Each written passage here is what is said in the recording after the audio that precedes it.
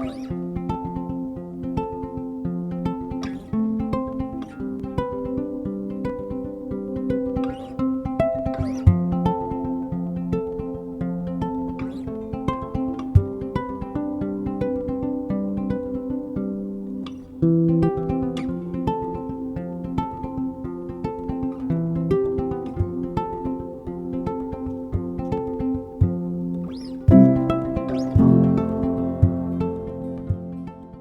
everybody and welcome to the Good Day Matrix. My name is Daz and I have the absolute privilege of sitting here today with the amazing Tonia Cawood.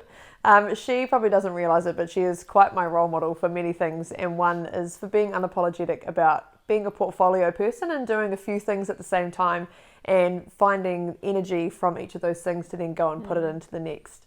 And also gives me, not permission as such, but as another role model to call out bullshit when I see it. And I love that because so often we sit in rooms where we don't feel comfortable or things are going on that doesn't fit with us, with our values or what we believe, and we sit there quietly. But Tonia is very much a role model to call out bullshit and actually say it's not okay and make change. Tonia is a genuine force of nature. She's a chartered independent director and strategic advisor, specialising in transformational projects, high performance leadership, and at the heart of it all, people.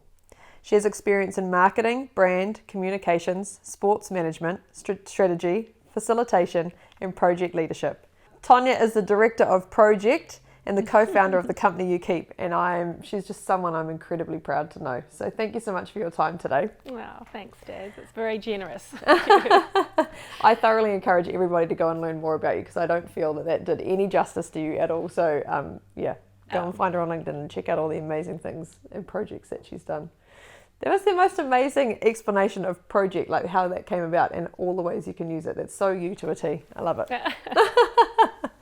So the Good Day Matrix, and as you know, we talk about wellness, and we talk about wellness with 5 pillars of body, mind, identity, community, and environment. And they all interlink, and you and I very much agree, and we'll probably have some overlaps today. So we'll see how we go, because I think a lot of those things will just intertwine as we go along. But we'll start with body, and we'll cruise our way through it. So are there any, to me, you're another role model in this area too, because you try new things and you're not afraid to try new things. And so many of us are. And I believe that's such a strength to share with other people, but also just a role model out there that who cares? Give something a try and just see what happens. So what daily rituals or routines do you have or things that you do for your body?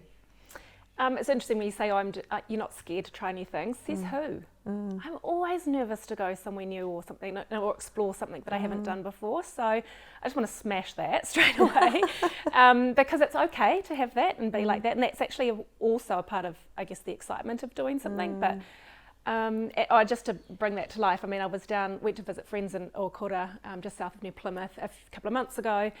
And my girlfriend said, hey, actually, we won't be there on the Friday night. And she said, there's a couple of things going on that you might like to go to. And there was this dance gathering on the full moon of the sun setting on the beach. And I was like, oh, God, that sounds amazing. But I'm not going to go because I'd be on my own, And anyway, I bought the ticket, turned up and went. But it's not scared to go. Yeah.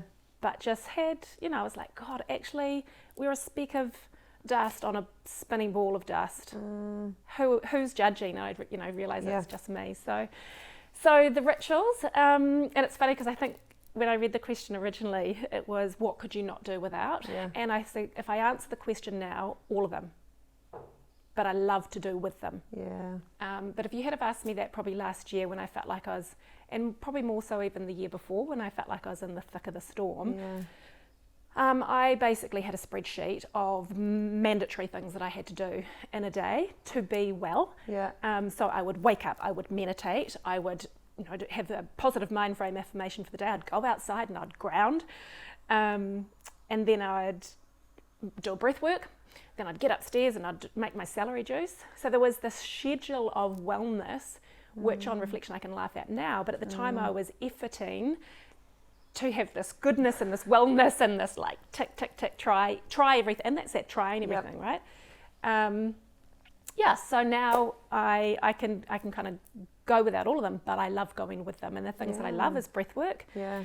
So I have or follow online. So there's Sarah from Breathe Free on a platform called SOM, which is School of Modern Meditation. $20 a week for online every Tuesday, Thursday, 6:30, 8 a.m. on a Saturday. I just feel so good afterwards. Yeah. Usually I follow that on a Tuesday, and a Friday is Nam Yoga. Okay. Again, it's online. Yeah. And you get to know the people online a little bit, which is lovely. And a couple of good friends of mine are also on that, Nice. so we'll catch up. So I think those are, I guess, my anchors at the moment, but I'm not fixed to them, and I can let them change. They just make me, I know I feel good after them. I'm very anchored, I'm centered, I'm really present, and I've got a felt sense of where I am in my body, which I think is something that has been incredibly absent for a long time, because I'm just out in my head doing stuff, as opposed to being in here and operating from this place, which I've really noticed. And look, that's been a work in progress for the last 2 or 3 years in particular. Yeah, and it's finding the time, right? It's carving out the time to then try, or time to actually connect to yourself, because that's what you've spoken about, was how important it's been to find that connection within yourself, to feel intuition, and to really understand what's going on.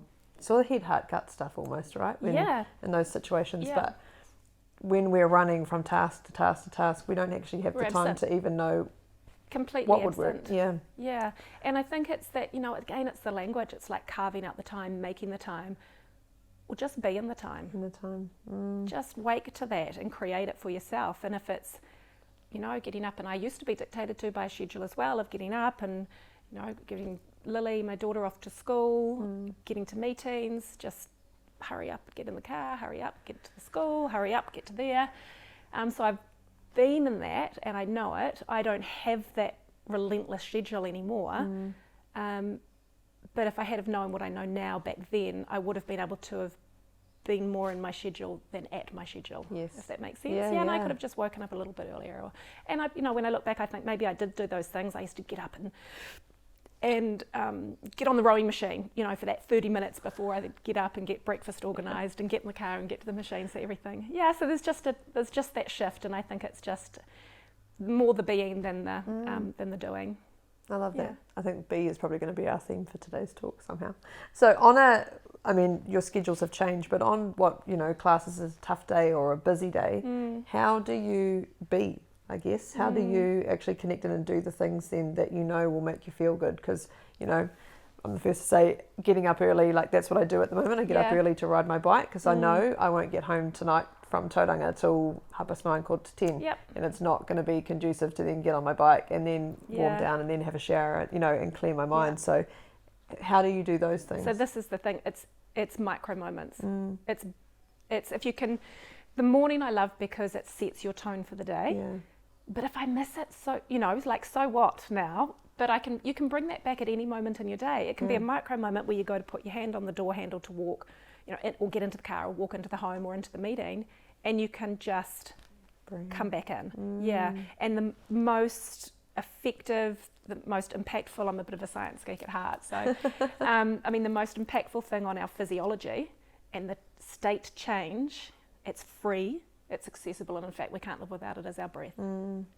So if we just anchor in with that and switch in, the biology of it is to activate our parasympathetic nervous system, so deregulate your cortisol and your adrenaline, bring through those more feel-good hormones, it's the dopamine and the serotonin, etc. It's all biology at the end of the day, but it can also be incredibly woo-woo. So I love both. Vacillation. So the breath, and just take the micro moments. Or have a talisman with you, if there's something that can help remind you to do that when you're under pressure. I know, because sometimes I feel like the gremlins have stolen my brain. I'm have amnesia of what are the things that work. It might be that there's a lovely mug that you love to drink. Make yourself a hot drink in that, or a whatever, cold drink, or whatever it is, that actually start tuning in when you're not under pressure about what feels good. And do that. And figure out what it is that feels good, and that can change all the time. It might be sometimes, if I'm really under pressure, what are the things that I have done before, but if I can take a little bit more time, and sometimes actually it's really important to take that time, I'll go and get in cold water. because that's a state change. Yeah. If I can, and in nature, if I can, if I can, get down to the river or without, sort of, I'll go east or west to the Mount or to Raglan to get in the cold water on a day when it's not under pressure. Hell, you can get in a cold shower if you need to. You can put your hands in some ice cold water. There's just so many things. You could just drink a glass of nice, cool, iced cold water and feel it. So I think the whole thing is just about feeling it. Yeah, being present to that feeling. It's incredibly powerful. And again, simple though, right? It is, and it's simple, free. It's a mindset thing, because so often, like we were talking about it the other day actually with our team, is we all have plans. We're like, hey, if everything goes to plan, then I'll do X, Y, and Z, and that plan consists of like 25 things not going wrong. Like, so my boss is good, everything goes to plan, I have lunch on time, blah, my blah, hormones blah. are balanced. The children the moon's in the right position. And then one of those things tips, and they're like, oh, well, I can't do that thing I was going to do for me today. And that's so critical, is micro moments, and understanding it doesn't have to be anything big, but it just has to be those moments to. I mean, something else that just jumps into my head is like phone a friend. Yeah. Or who can help remind you if you, like, I get amnesia all the time on those things. Yeah. And a comment that a lovely girlfriend said to me, she said, okay, so come from that place and just ask yourself the question, what would love do? Wow. I was like, oh, wow. So if you're being truly connected to yourself and being kind to yourself, and it's like that question, well, what would you advise, what would your response be or your action be for someone that you really cared for? Yeah. And if we start in that place, then I've got my training wheels on in this, but to be that for yourself, then you have like relentless devotion to be able to do that for others. Yeah. Yeah, and to be like, I guess more like a lighthouse rather than a ship. Or being a lighthouse trying to chase ships. Oh, I love that. So, it's just learning. Yeah. Trying.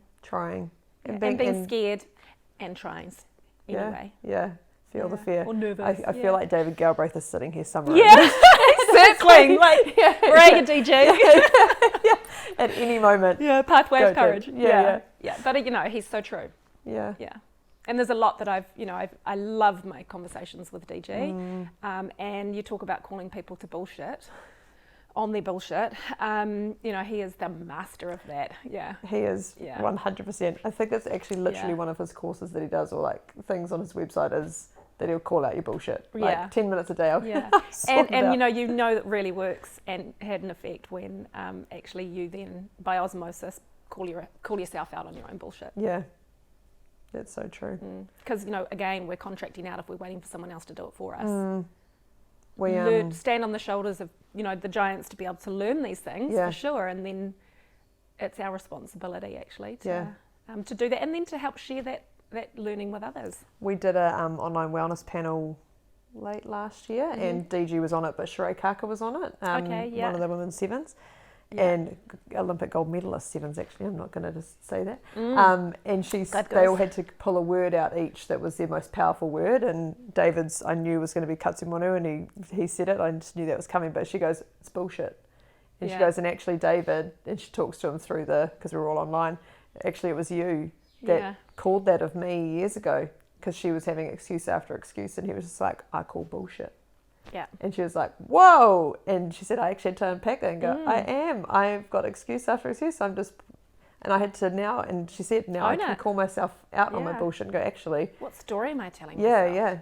Yeah. And own it and go, nah, I'm here to make. And then do something about it. Yeah.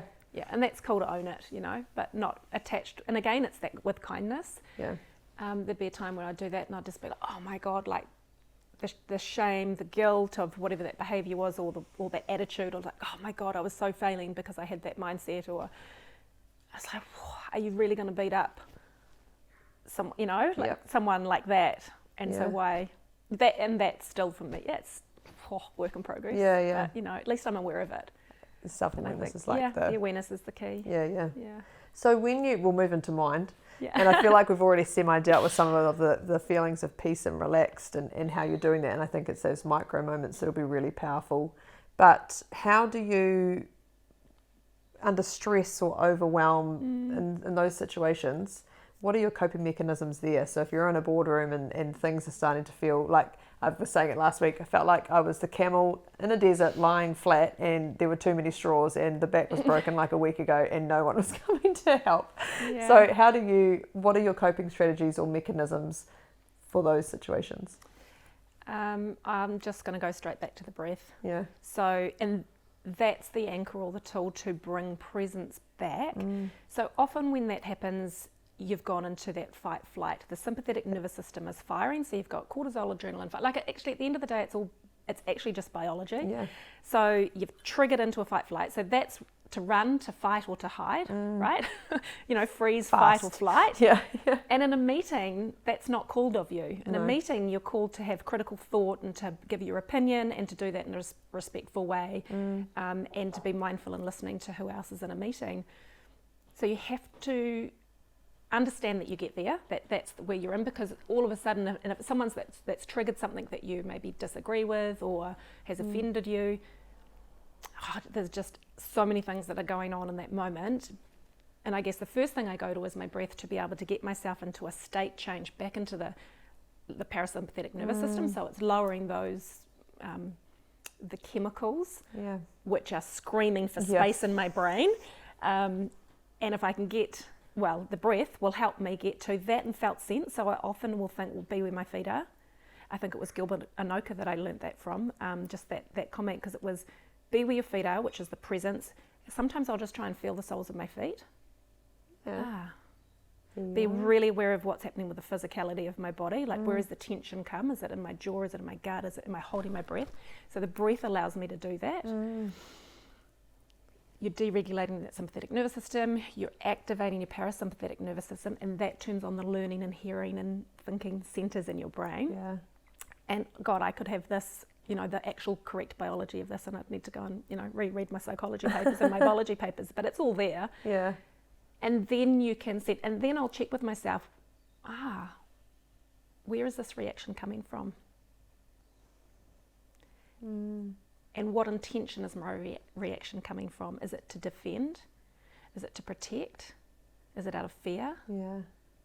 And again, and I guess I just, there's a question that I will, when I again can get myself out of the amnesic moment, the question's what if?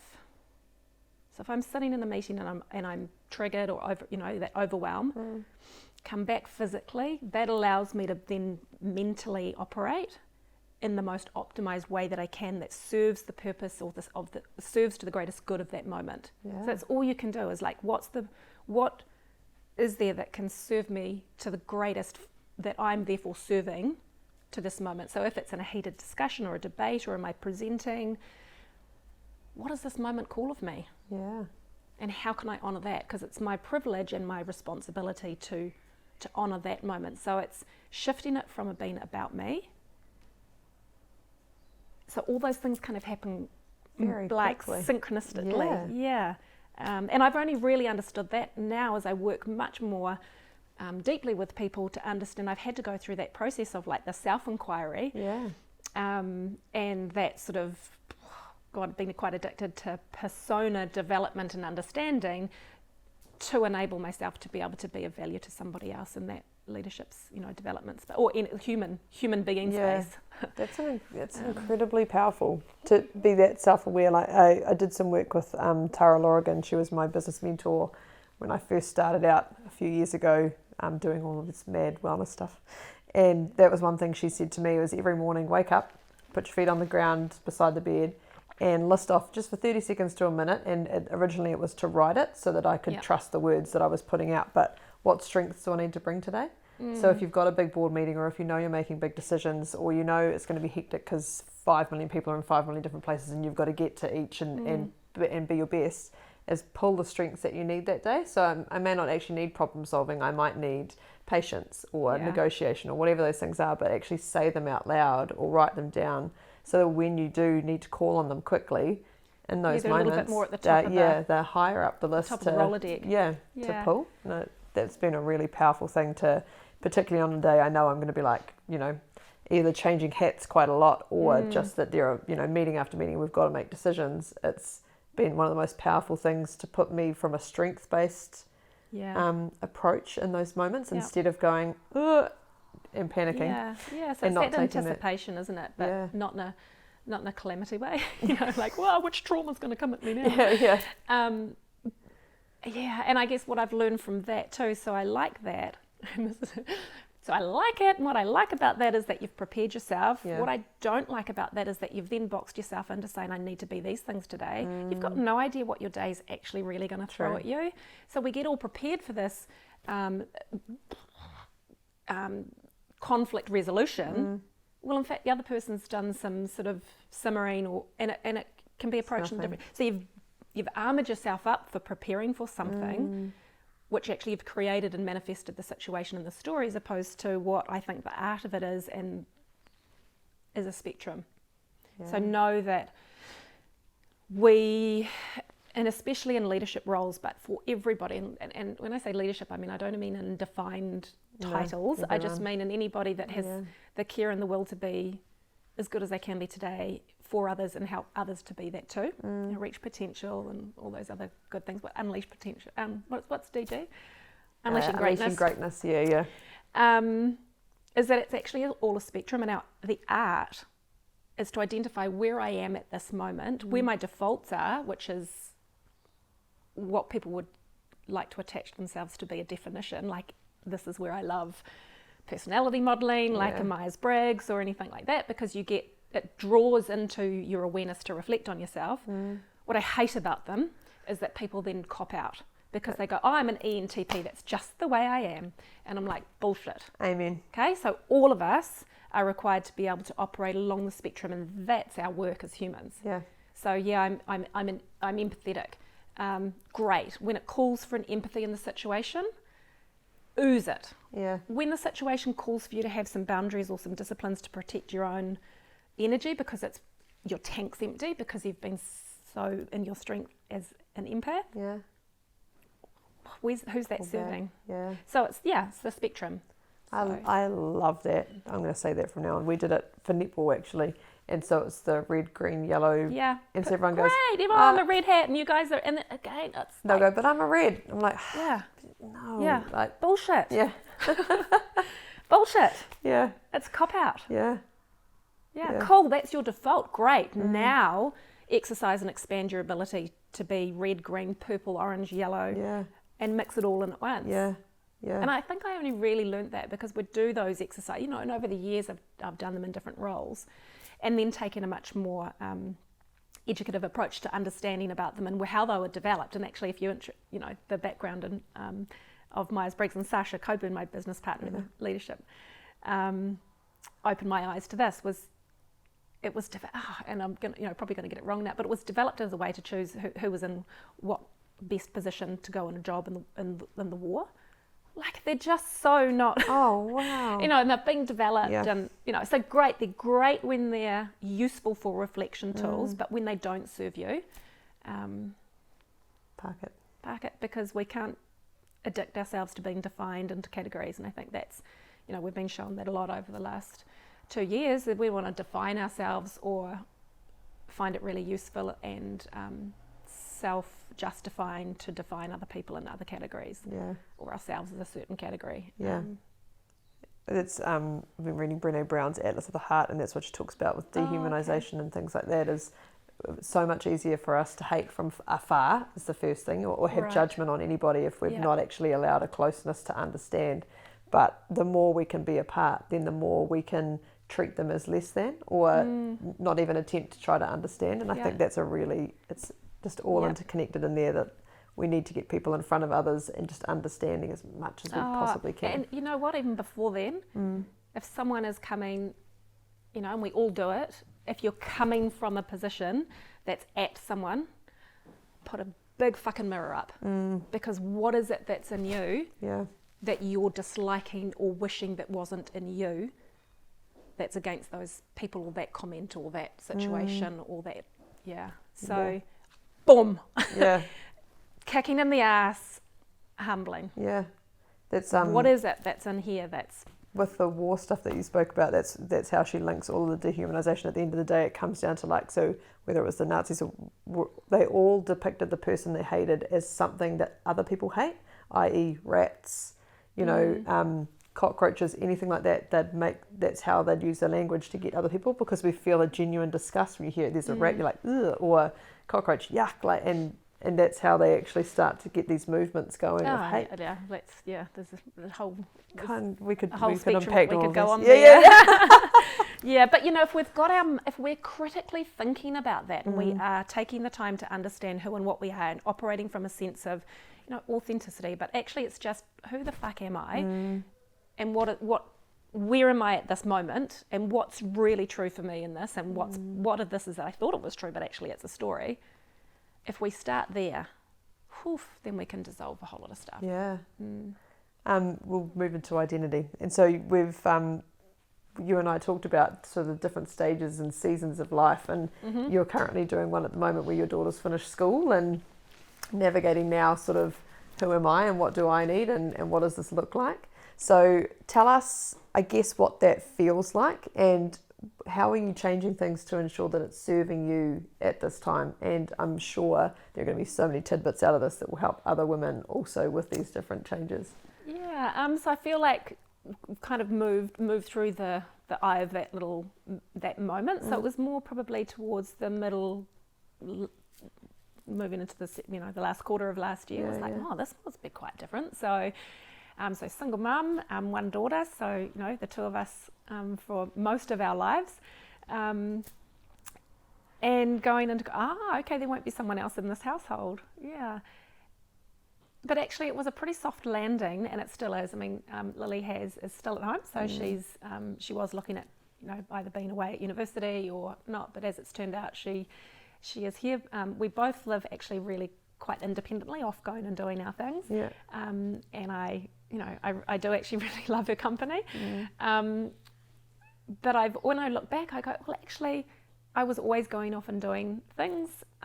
So whether that was going to try Nia dance or my yoga or Pilates or back in the day CrossFit or going away with friends. So there was that intensity of the situation where the independence came, I think, for Lily in terms of, and her desire to really want it and exercise it, which was getting in the car and going away with people. Yeah. And so you're so used to being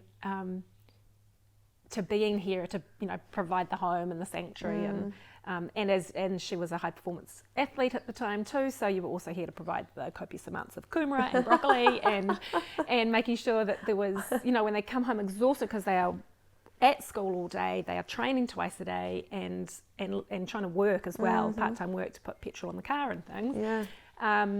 They're also going through all the adulting emergence, which comes with all the normal stuff as a teenager and exploring boundaries and things. So I look back and I think actually the biggest thing that was probably affecting this is kind of off-piste a little bit, was actually a lot of what I was feeling was probably a lot more sensitive because, and again on reflection, my hormones were completely whacked and I had no idea. I had a girlfriend and I was saying, I can't, my brain fog, I'm waking up at 1 a.m, I've got this cold that doesn't turn into anything because I sweat at night. They were like, that's, you should get your hormones tested, it's probably perimenopause. And I'm like, no way, I'm 45, 46. So anyway, she was like, well, you've got nothing to lose, get your hormones tested. Yeah. And I did that. And so I think that was all happening as well as being under a huge amount of stress because I was across such a number of different businesses and we were in existential threat because of COVID. Yeah. Going back to 2020 in March, April, Super Rugby being one of them, just an absolute threat to the existence of that business and all those people, our family, the whānau who are committed and dedicated, and as you know from your own sport, and everything else, the wellness of parents, the wellness of people around us, all the unknowns. So that magnified it, because stress does that to eating up your or overproducing estrogen, I think. And again, it's that I was still in contact with my body. Yeah. So that started a journey for me. Yep, had my hormones tested, progesterone was through the floor. Who would have known? Yeah. Like Darth Vader, And I started this natural hormone cream. I swear within a week I was a different human. Wow. And so I kind of like tell anybody now. Yeah. I don't know, maybe a lot of men should get their hormones tested too, but particularly women, you've got nothing to lose. Online, boom, order a saliva test, get sent, do the test, they send it to the lab and have a consult on the phone. It was so easy. And for me, it was life-changing in terms of that physiological balance. Funnily enough, no more night sweats. The cold never eventuated, or the flu never eventuated. And, like memory, brain fog, all of that stuff where I was just like, oh my God, I can't do what I'm doing anymore. Wow. I'm like just failing. Yeah. So I also took action though. I changed. I pulled out, I decluttered, or like I decluster-fucked. Because I was everywhere, at the same time as Lily actually was going through what do I do next year, what I don't do, and we're in a global pandemic as well. Yeah. So it was taking responsibility for that. Sorry, I don't know if I answered. No, and I love that, and we're just going to go off topic here because I love it. So when you talk about decluttering, how did you, because I know how much you have on what I'm going to call the plate, for want of a better word, but how did you declutter that? How did you start making the decisions? Yeah. Yes, no, maybe in a time, like postpone that, like how? Questions. So really reflecting. How do I feel? And for me, a lot of the time it was about like, what can I do? What impact am I having? How much can I offer to either give in a voluntary role or contribute, or am I contributing enough? It didn't actually make any difference whether it was a contract, a paid role or not. But actually I'd really skipped that whole thing about, and what's it doing for me? So for me, it was all about, I'm being around people who are expanding my knowledge, the intellect, the depth of knowledge about functional areas, especially at a board table. Yeah. I'm expanding my experiences, my knowings of what goes on in the world, different business modelling, different business models, different way people's work. So it was all about, that was what I was feeding myself. But I think I became much more aware of where was the alignment of the values for me. Where was that being served, and what had I given enough of? Yep. That's a great.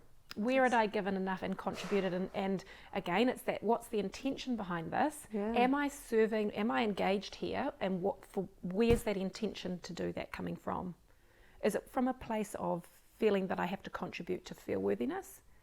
Is it coming from a sense of earning my right to be at the table?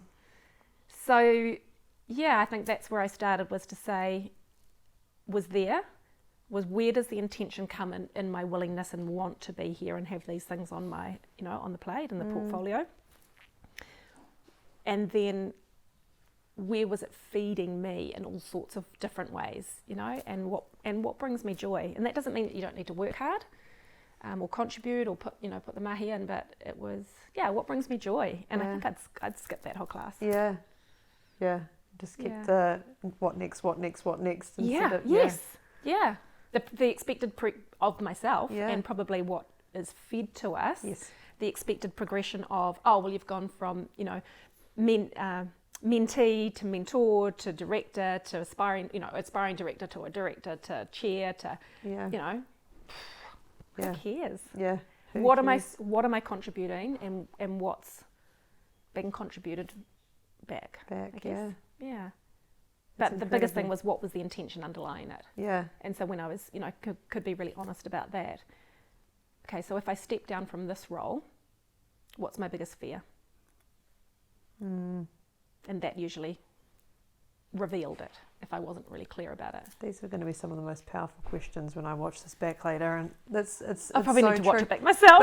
But it's also the time. Like, again, it comes all the way back to time. You have to take the time to do that, to reflect and to ask those tough questions. Because someone asked me the other day, because I've got obviously a lot going on at the moment, and they were like, "So what's your biggest problem? What's the biggest challenge? Hang on, how did he say it? Anyway, it was something that I had to really dig into, and I was like, I don't have time. Is there an easier question?" And he goes, actually, you're self-aware enough to know that it's a big question. This is the question. And you're just going to have to start peeling the onion and working out what is the biggest challenge actually that I'm facing? 'Cause there's all these little fires, but actually what's the thing that is undertoning the right? I was like, yeah. And that can be applied to everything. It's not just about what your portfolio of work is. And that can be applied for anyone that's in a, like, that doesn't have the multiplicity of projects, but you're a manager or leader or whatever in a role. Are you doing what serves you best to be able to deliver the value that you're there to do, or is there a better way of doing it? So can you empower somebody else by letting go of something, as opposed to feeling the sense that you've failed because you're not doing it all, but actually you're denying somebody else the opportunity for their growth? I mean, there's, it's just a different way of looking at it. So again, where's the intention of the decision coming from? What's it protecting? What's your fear that's in behind that? And then deal with that. Then it actually becomes really easy, as does why I have to have a clean bench at night. As does, how failed as a mother do I feel when I don't turn up to the prize giving for something that actually Lily didn't even want to be at. Where's the intention? Yeah. And what's it trying to serve? What's it trying to protect? It comes into those shoulds, eh? Yeah, should be there. God, I should go and catch up with those people because I haven't. For hang on a minute, really? Yeah. Just Am I obligated or do I want to? Yeah. Where's this? Yeah. Yeah. So it's just, and it doesn't have to be all, heavy. It's just, hang on, what do I think here? Yeah. I love that. So we're going to move into community, and I'm really excited for this one because, again, I think you've got some really powerful thoughts on this. But you talk, look, we call our portfolio, but you're connected in with amazing groups that you've done work with, but you really speak highly of your girlfriends and your tribe. So I'd love to hear about that tribe and sort of understanding the depth of connection that you share with them, of how that fuels you, I guess, and how you guys connect together and what you do to draw the best out of each other. Oh, that's a big question. Yeah, I guess it's been able to be all of who we are. I can be with, and there's this bigger tribe of girls, and then there's sort of, smaller ones for different things across various things. But the ability to be absolutely all of who I am in whatever state. Yeah, broken. Or a sense or a perception of feeling that you're broken. And actually what I've learned, and through the giving and the receiving, and that was the biggest learning for me, was to receive the care, because I've got this. What can I do for you? Yeah. So my biggest learning has been to be able to receive that from others without, okay, I've got it fixed now. Okay, look at me with my responsibility. I've done it. I've got my accountability. So as much as that's, a real strength, that's also the weakness, because I denied them of the opportunity to feel that they were of value to me. And I only see that in reflection, and those words were never, words were never like put at me, but I was just like, what kind of arm is that? Just with me trying not to be a burden to them. Yes. You're really denying the truth and just that reciprocalness of honesty. Yeah, and yes, so like girlfriends, and they're kind of across the country. Some are close, some are not so close, but the reality is everybody is quite busy in terms of, like, we try and organise a weekend where it's like, okay, it's now April, let's think about September. And I could be much more spontaneous now as well, because, I don't need to be, organising childcare essentially. Whereas all the other girls have probably got another, 1, 2, 3 children as well, and families. So WhatsApp, brilliant. WhatsApp group, and you'll just get, someone will just post, oh, for fuck's sake. Hey team, just, send some vibes out for me today. I'm really struggling on something, or my husband's really struggling, just, so it's just, or someone will share something hilariously funny, or, something they've just done that's completely dippy. So it's that. Those are my favourite group connectedness. Chats. And then there's the times when we do get together and can gather and be really super present in that space together. And again, it's just been, we'll actually create that as, as ritual, if you like, to be able to be together and just really sink into where each of us are really at. And the power in that, again, for me, I'm just like, wow, aren't we doing this? It's like power with it almost like feels not just my own power, but once you start sharing that, it's just this catalyst. From that, and it's just, and you get the self-reflections, and you feel so honoured to have been revealed someone's shadow at the moment of what they're going through, and it's a real privilege to be able to be there and support. So there's just so much of that, and I thought, that's our forebears have been doing that. That was life. That was how life was done. And we've, as Western society, caged ourselves up into our isolation. I mean, look at us. We, houses, fences, we're all isolated and independent. So bringing back that connectivity, real, true connectivity, and with girls, I just absolutely love. And to be fair, we can also kick it on the gin or the champagne. That's definitely a part of it too. Yeah. And the reality is, it's actually not just with the girl. I mean, the girls are super, super, super special to me.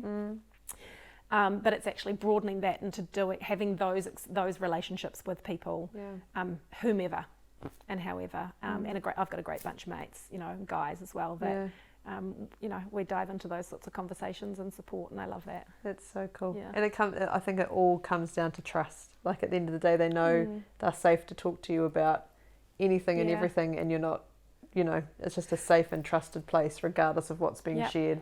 It's a pretty... Yeah, and you've got to be able to do that with yourself first. Yes. Yeah. Yes, peeling the onion. Yeah. Comes back to the onion. So still in community, but you, again, have worked with lots of groups, and you're an alumni with a lot of different people across, I'm imagining, not just the country, but probably the globe of the things that you've worked on. And you would have, with COVID, is probably a prime example of threats coming everywhere and having to deal with challenges together in really honest, matter-of-fact ways. How do you build those relationships in a workplace sort of situation? And how do you really come together on those things with the trust, with the relationships, with the connectedness to then achieve all of the things that you guys achieve? Yeah. Which I hadn't really thought about that, because it just feels like it comes naturally. I think one of the key things, and I think from a business perspective, is you've got a common goal. You have got a deep belief and commitment to the vision, or to the the North Star of the project that you're working on, and so that then cements you. And then beyond that, it's staying true to that when your back's against the wall. Calling bullshit when it's not. So then if you can articulate and have that conversation, which is like why I love strategy, because actually you've got to be able to articulate your compelling vision, which is of benefit to the constituents you're serving. If you can articulate that, and it's in a, I come from a brand marketing background, if it can be in a captivating and compelling and clever or simplistic way, then that anchors it. Around that is that set of, well, how are we going to do this together? What's our code? Which are our values? How are we going to behave? What are we agreeing to here that's going to enable us to optimise how we contribute to achieve this goal? And calling each other out on that when it veers. So keeping them really present, I think, is really important, and like talismans or physical things that you can, write them on the wall, and live and breathe them. So I think the values. And then actually, and it's something that I've learned, and I kind of winged it one day. I was facilitating a strategy session, and I knew it, I'd been landed in it a little bit, because it was two sort of, and they weren't warring factions, but they were kind of, two groups coming together to try to have to figure out, well, how can we actually make whatever, this thing that we're doing better? And I was the one pulling it together. I was like, okay. And actually I thought, you know what, fuck it. We've got to anchor everybody here. We're actually all here for the same reason. But before we can get to defining what that is, because it was just too messy, I said, right, when we just gathered, I took, the room was set up with tables and chairs and everything, and I said, we're going to clear the tables out. All the tables are gone for the entire session. Oh, what do we do? Clear them out. Put the seats in a circle. We're going to be with each other. We're going to bring everybody in physically, so the connected space. And when I opened the session, I said, we're just going to introduce ourselves, where we've come from, not about your titles, but so who are you, why it's important that you're here for you, and what's important to achieve. And then I want you to share the thing that has been most scary or rattled you the most in the last year or two. Wow. man, did that level everybody. And I was so honoured, and I've got goosebumps now, these thrill bumps that you can't fake. Yeah. It immediately brought everybody into the scene, the human in everybody. We watched boom, it just leveled everybody. And I opened, so, I shared something that was really quite vulnerable, very true. Yeah.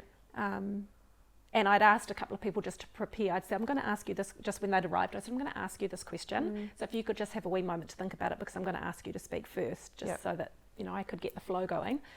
And people talked of things that were deeply personal, because so bang, trust. Yeah. And seeing each other as humans, and then we could get on with it. So we revealed ourselves, right? Yeah. And then we could get on with what's our common goal here, despite where we've come from and where we're at in our beliefs. Yeah. There's another tool, and actually I was in a session being facilitated, was David Hansen. Yeah. And he facilitated a session where, again, there was this kind of crunchiness of people. Quite a number of men in the room. In fact, I think all men. Anyway, he played a video, a 3-minute video, which I continue to play and share as much as possible because it was that impactful. And it was called Conscious Leadership, Locating Yourself. Location. And it was about this, it's this fantastic graphic and commentary about locating yourself. Are you being above the line? Yes. Or below the line? God, it's good. And it's such a good one just to play every now and then going, I'm being defeated. Okay. And actually also that it's physiological. It's physiological. Yep. We are trained as humans to keep ourselves safe. That's our physiology. But we forget that we're just like specks, on a spinning dust ball, and that actually we need to be asking the question of ourselves, as particularly when it's in conflict with others, or in a coming, not necessarily conflict, but coming at things from a different understanding or belief.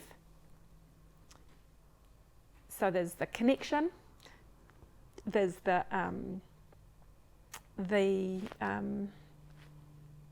agreed, or sharing the vision, articulating that, revealing ourselves in our true authenticity and sharing that. There's some physical space setting up, and then there's just locating and staying aware of that. And you can replay that after your first 2 hours of workshopping if you need to.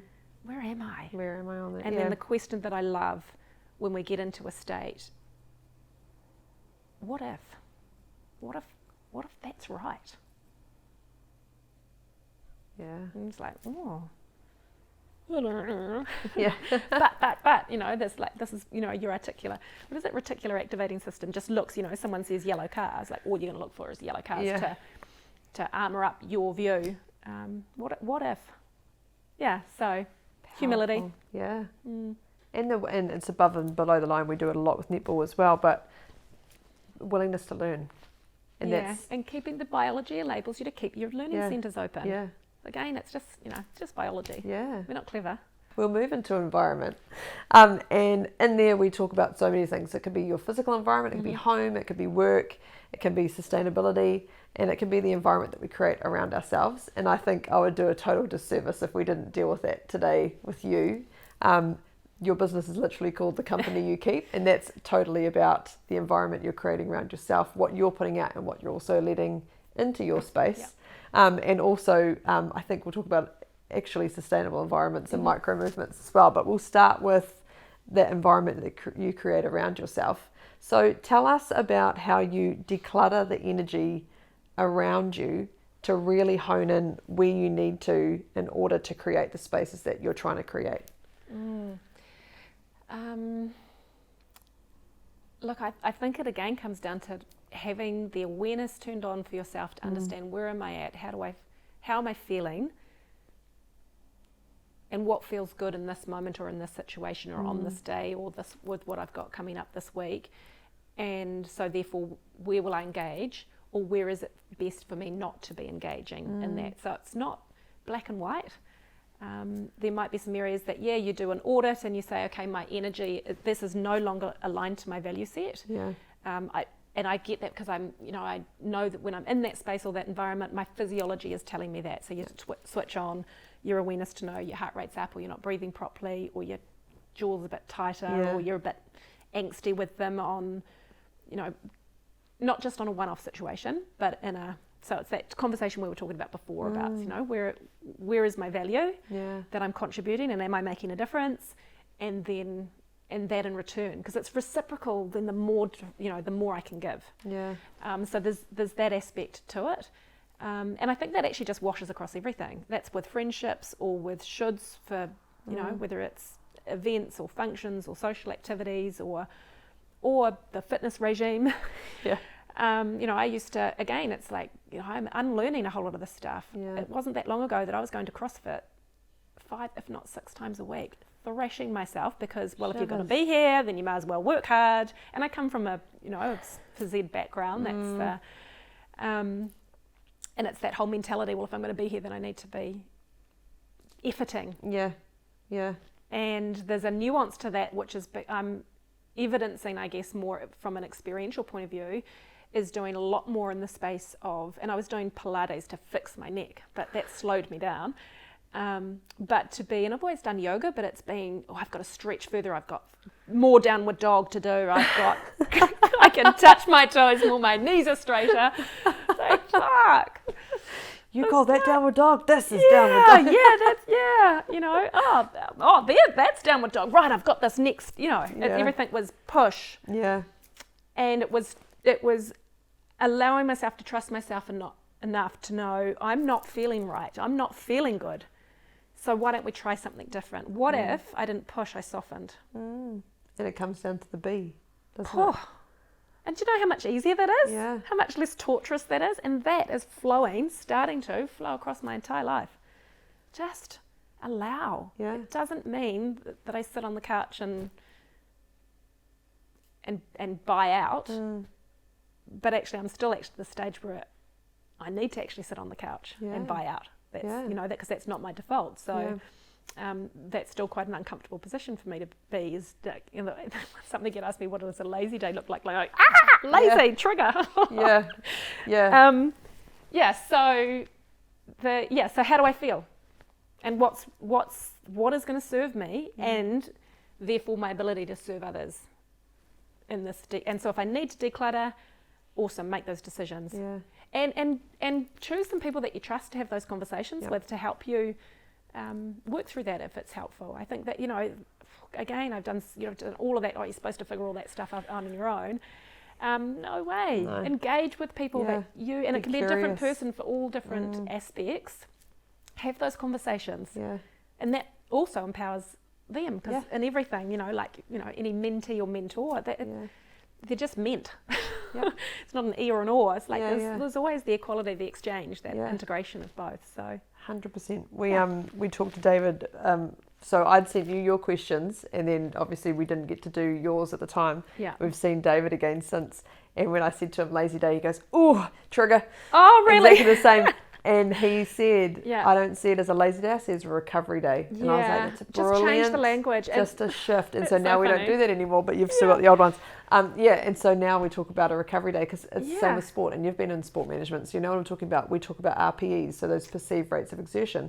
So no, I'm not an athlete, but if I'm on a Zoom back to back all day and I've had to be in decision making mode and negotiation and doing all of this different stuff, or just bringing energy for the people around me, I'm knackered. And so if you do that to, 7 o'clock at night, you sort out your kids and you get back on your computer and do work for a few hours, then you go to bed, you get up and you do the same. We're not getting ourselves into a state of being able to perform at any type of optimal level. So we're coming at it from like 70% the next day. And then if we don't do anything about that, we're at 50, 40, and we're not replenishing what we need. So 100%. It's all of that around energy that we really need to pay attention to. Like, no, I didn't go for a marathon run today. But on Zooms, I'm still, even idling, it's still using my energy. If I'm driving from one place to another, it's still energy exerted. So, that's the perceived rate of exertion scale. So, a 1 is, it wasn't too bad of a day, so I might just go for a walk later. And that'd be the, what feels right. Whereas if it was a 4 and you could categorize it as holy heck, I am running on empty, what do you need? Probably an early night, probably good food the day before and during that, and especially the day after, or giving your girlfriend a call and just spinning a yarn for a couple of hours and giggling and, or just diving into a topic. But that's something we're really trying to push that messaging out to as many people as we can, to just get out there and recover and treat yourself in a way that you would to anybody else. Like, oh, you look tired. Again, do you know what it's you like need to the do? biology, right? You know, you can't go 100% of the time. No. And we set up this expectation that we should, and that's that badge of busyness, honour as well. But actually it's crippling, because you can't be potent and have the innovation and the clarity of thinking and creative solutions, again, when your brain's compressed. Yeah. And your reactivity, your shock absorbers for reacting to things is, I mean, we all know it, we've all been there. Fuck, hand up, you know. And it was really drawn to my attention. This was about something about 6 years, maybe longer, I don't know. So Lily thought it would be, she went through this phase of thinking it was really funny to give me frights. That's currently happening in my house. Oh my Lord. And so she would hide behind a door, or there was this time in the kitchen and she hid under the kitchen bench. I had no idea she was there. So I was like chopping the cabbage, you know, and she'd come in and she'd hid on the other side. And I was in the kitchen on my own, just on my own, ages. And then next thing, she dives up and gives me this fright. Well, I picked up the cabbage and bit it. I'm not a bad mate. I'm not a bad aim. Like, oh my God, bad parenting moment. But it was the physiology in me had that much give. None. And I was so guilty. You know, I felt so terrible afterwards, but I didn't understand at that time as, you know, now I look back, and it really hit home, because the other day I was in the scullery and I couldn't get the lid on the kettle or something, and I came out and I was just, I knew she was out in the kitchen, but I came around the door and there she is behind the door with her phone up videoing me. She didn't even have to say anything, so I'm just like squeal and then laugh. And I was like, oh wow. That's it. My shock absorbers are in. Yeah. You know? And that's not an overnight thing. No. That's changing that's stabilizing your physiology with all of those things, trying, and being aware of it. So it's a good wake up. I've had this wake up call last weekend. We were away with netball. A lot of things had gone wrong or awry, and it was just my shoulders were tense, everything was tense. I almost missed the flight because of the things we were trying to deal with. Got off the plane, things were even worse, and then got home and my beautiful Emily had been taking care of my children because our nanny wasn't able to be there, and they were having the best time. So the kids were having the best time, but it was loud music and they were dancing, and I came in stressed, and it was like that, you know, that moment when you get home, you just feel like I can finally crumble, I can finally breathe. And then I was like, turn the music down, please. And the kids didn't really hear me the first time. I was like, turn the music down, please. And then my 8-year-old was like, I don't know how. And I'm like, and so I just fired up out of nowhere. And that's not normally, I would have come and be like, here we go, what's the new moves? And they were all just looking at me like, what the heck has happened to Mum? And I went and sat in my room and I was like, oh my God, like, how shitty of a human are you right now? Because those three hadn't seen me for 3 days. Not feeding yourself up. Exactly. So what can you shock do absorbers to state change? Is the best analogy for that. Was there was nothing left to give, to be honest. But how could I have dealt with that better sooner, or like in the car just to take a few deeper breaths, because I didn't. I sat tense the whole time and didn't prepare to see my these little humans. So we had a dance party. And how many of us have been like that? Day in, day out, week in, week out, year in, year out. Well, we've been efforting and working really hard to progress to get to the next thing, to pay the mortgage, to pay the fees for things. Was it worth it? Exactly. At what point do you... Yeah. That pullback. No. So no, I've been doing a lot of reflection over the last week and actually starting to go, hold on a minute, what are my hell yeses and what are my frick no's? And where do I need to start drawing some lines in the sand to, actually take care of me in order to do those things. And that's this great book I've read recently, and it's Ben, can't remember his name. Anyway, it's like, if it's not a full fuck yes, then it's a no. And sometimes your yes is so close to a no, but if it's not a full fuck yes, then okay. Now, and then you can go and try these. You know, have your suite of tools.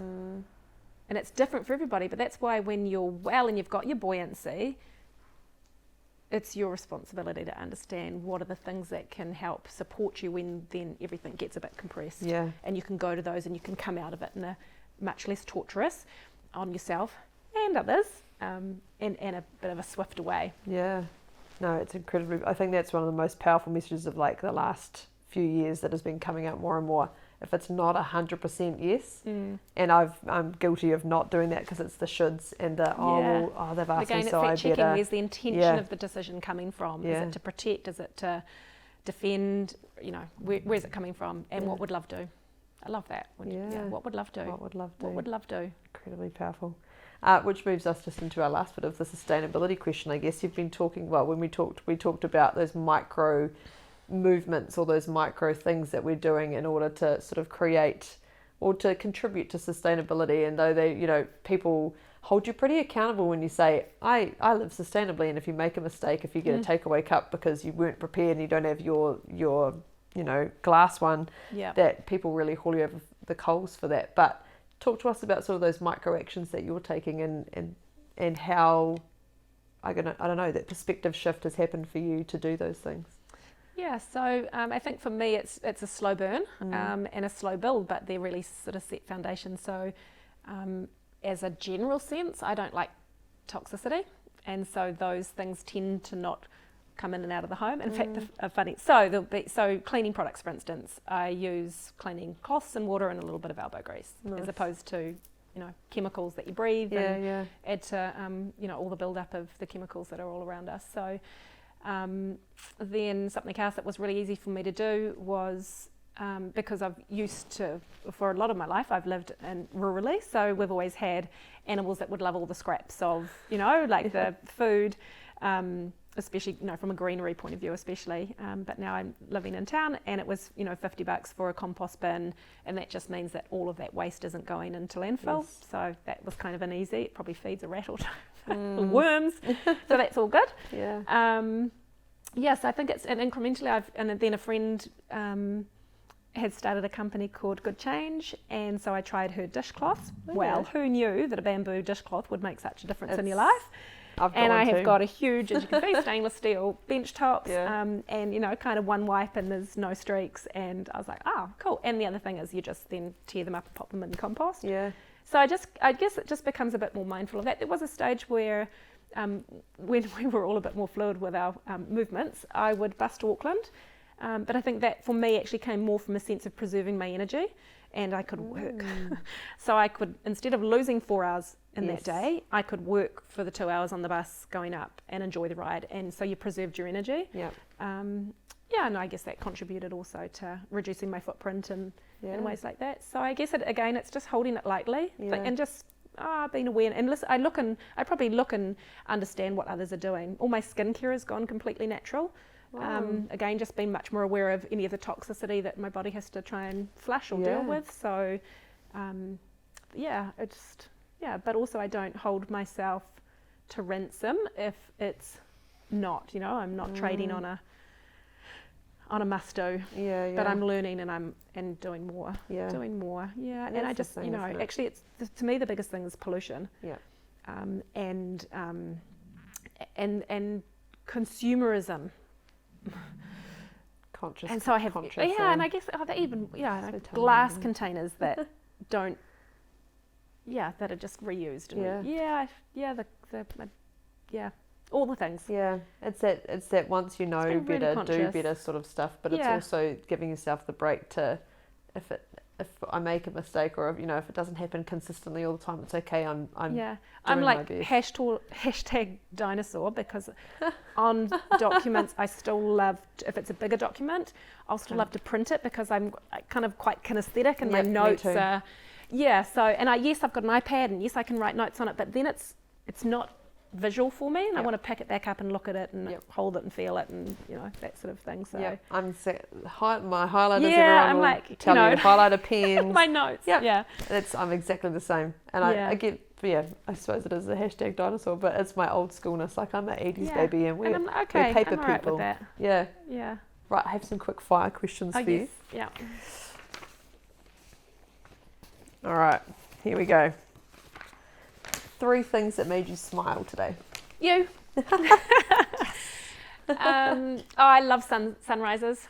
Nice. So that's always sort of, you know, fills the day or starts the day. just the laughter that we've shared and enjoyed. Yeah. It's good for the soul. Yeah. Favorite books? Oh, actually, so on a Thursday morning, I join a meditation group, and there's sort of people from, I don't know, ranging from sometimes 10 to 20 people on the group, and they're all over the world. And actually that really made me smile, because I was just this real sense of connectivity and connection. So cool. that actually that was my morning start this morning. Nice. As the sun rose, actually, it came streaming in the window. So beautiful. There we go. Favorite books?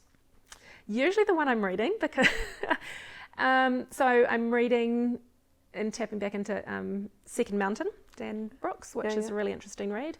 I loved Glennon Doyle's Untamed. I got that for like 3 people for their birthdays. I was like, and it's like every second page has got like the the underline, oh my God, them too. I'm not alone.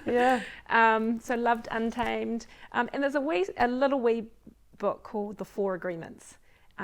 Miguel something or other.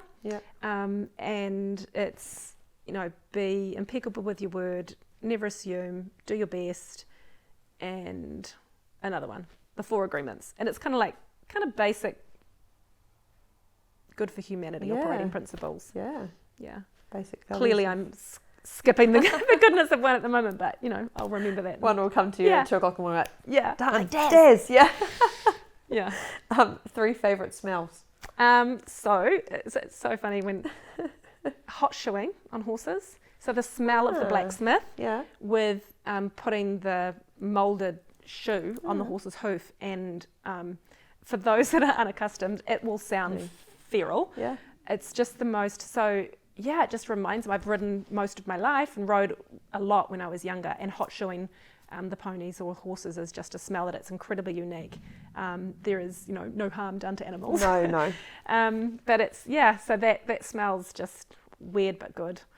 And I love the sense of sandalwood, or those earthy, depthy tones. I love those smells, and leather. Good leather. And again, that's probably harking back to my saddles and the bridles and cleaning them. And I've got a couple of leather chairs in the lounge, and I love sitting in them because the leather is got that smell. What makes you laugh? Other people laughing. And now that I have shock absorbers more in place, that kind of practical joke thing. But actually I cringe and I can hardly look when people suffer. So there's a whole lot of that, that movement of people, or showing people when they, I don't know, do some trick or flip or something, but they crash it or something. I'm just like, oh, that makes me want to be sick. But usually other people laughing and, getting into a fit of laughter with somebody is, few and far between. First job? It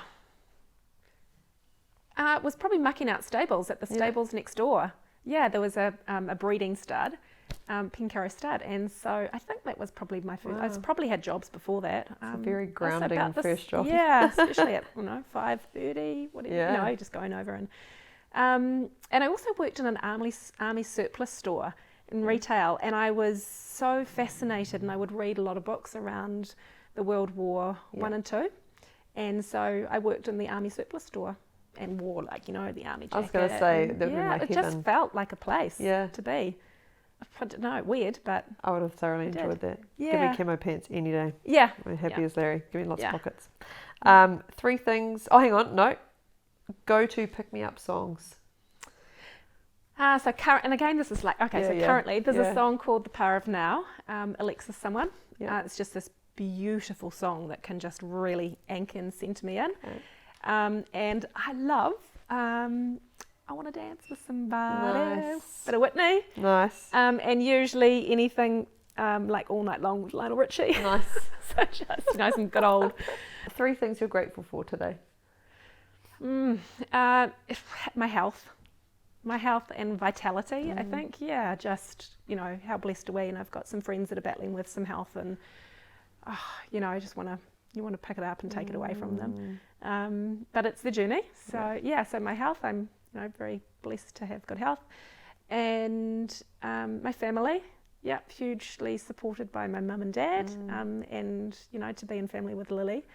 I have an 18-year-old daughter who's also healthy, which is a real And just this, like, take a look around us. The sunrises, the sunsets, the way the light hits the hills, the water, the oceans. I was at the Mount a couple of days ago for a couple of meetings, and I was like, I just straight to the beach afterwards, feet in the water, get in the water. Yeah. Go to Raglan, it's an hour away, out to Whale Bay, in the water.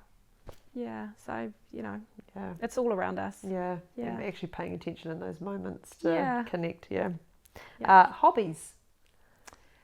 Getting in the water. Yeah. Yep. So I love that. And right through. So it doesn't need to be cold immersion, but right, cold immersion. Yeah. Just watch out for eels that bite you on the ass. I guess it's, well, the horses always, they come and go in my life. So at the moment I don't have horses, but I've got friends that do, and I love going and riding their horses across the hills and through the bush. And so the horses, having a gym with friends, which is great. I guess it's the yoga, breath work, hiking. I'm really loving getting back out into hiking.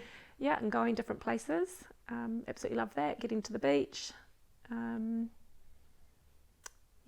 Just what else? I guess I like to read to explore about, I guess, the human persona development or evolution, and how we can unlock that and get some levity. It's pretty powerful. Yeah. Please share. What does a recovery day look like for you? Good question. Yeah, so when it's like, what does a lazy day look like? I was like, trigger. All of those things, actually. It could be any of those things. Like I've got a board meeting this afternoon, and then after that I'm going out to friends Scott and Shane. They've got 50 acres right out the back of Cambridge, full of horses, and a stream and native bush. And if I let you in on a secret, so Shane's also a massage therapist, and he takes his table and puts it up in the bush. It's like, and then there's a fire. Wow. And he is, Mic drop of recovery day. Yeah, so and let's just do that at the back end of a day. Yeah. Like, why does it need to be? Yeah, and again, I know I'm in that stage, that different life phase where I don't need to be here to hold the home or to share holding the home with somebody around mealtime and getting people organised to go to bed and that sort of thing. So, but I did it pretty much on my own for 18 years. So, Lily obviously has been much independent for years, but so I can disappear. Yeah. And you don't need permission for that.